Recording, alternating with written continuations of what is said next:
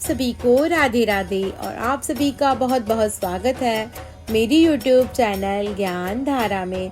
आज हम जानेंगे श्रावण मास महात्म के 24वें अध्याय के बारे में। तो बोलिए ओम नमः शिवाय। श्री कृष्ण जन्माष्टमी व्रत के महात्म में राजा मीतजीत का आख्यान। ईश्वर बोले, हे ब्रह्मपुत्र, पूर्वकल्प में दैत्यों के भार से अत्यंत पीड़ित हुई पृथ्वी बहुत व्याकुल तथा दीन होकर ब्रह्मा जी की शरण में गई। उसके मुख से वृतांत सुनकर ब्रह्मा जी ने देवताओं के साथ क्षीर सागर में विष्णु के पास जाकर स्तुतियों के द्वारा उनको प्रसन्न किया। तब नारायण श्री हरि सभी दिशाओं में प्रकट हुए और ब्रह्मा जी के मुख से संपूर्ण वृतांत सुनकर बोले, हे देवताओं, आप लोग डरे मत। मैं वसुदेव के द्वारा देवकी के गर्भ से अवतार लूंगा और पृथ्वी का संताप दूर करूंगा। सभी देवता लोग यादवों का रूप धारण करें, ऐसा कहकर भगवान अंतर्ध्यान हो गए। समय आने पर वह देवकी के गर्भ से उत्पन्न हुए। वसुदेव ने कंस के भय से उन्हें गोकुल पहुंचा दिया और कंस का विनाश करने वाले उन कृष्ण का वहीं पर पालन पोषण हुआ। बाद में मथुरा में आकर उन्होंने अनुचरों सहित कंस का वध किया। तब पूर्ववासियों ने आदर पूर्वक यह प्रार्थना की, हे कृष्ण, हे महायोगिन, हे भक्तों को अभय देने वाले, हे देव, हे शरणागत वत्सल, हम शरणागतों की रक्षा कीजिए।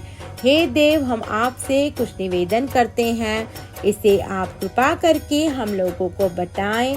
आपके जन्मदिन के कृत्य कोई कहीं भी नहीं जानता।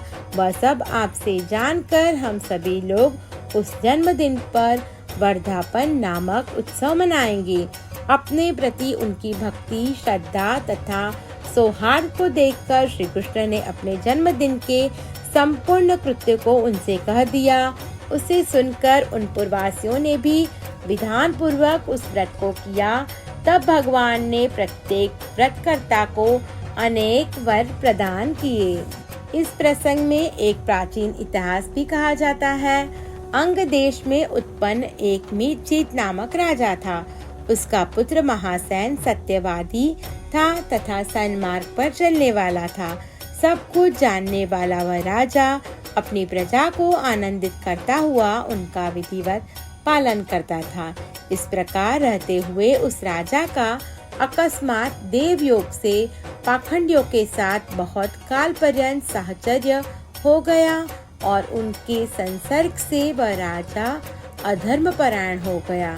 वह राजा वेद, शास्त्र तथा पुराणों की बहुत निंदा करने लगा और वर्णाश्रम के धर्म के प्रति अत्यधिक द्वेष भाव से युक्त हो गया। हे मुनिश्रेष्ठ, बहुत दिन व्यतीत होने के पश्चात काल की प्रेरणा से वह राजा मृत्यु को प्राप्त हुआ और यमदूतों के अधीन हो गया। यमदूतों के द्वारा पाश में बांधकर पीटते हुए यमराज के पास ले जाते हुए वह बहुत पीड़ित हुआ। दुष्टों की संगति के कारण उसे नरक में गिरा दिया गया और वहां बहुत समय तक उसने यातनाएं प्राप्त की।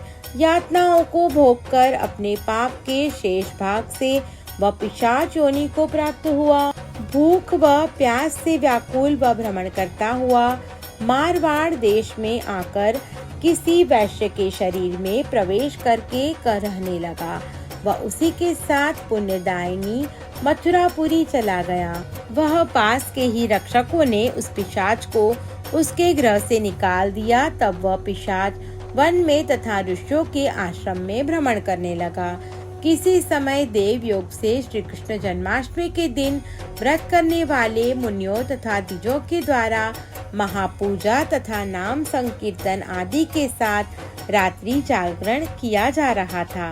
वहां पहुंचकर उसने विधिवत सब कुछ देखा और श्री हरि की कथा का श्रवण किया। इससे वह उसी क्षण पाप रहित, पवित्र तथा निर्मल मन वाला हो गया।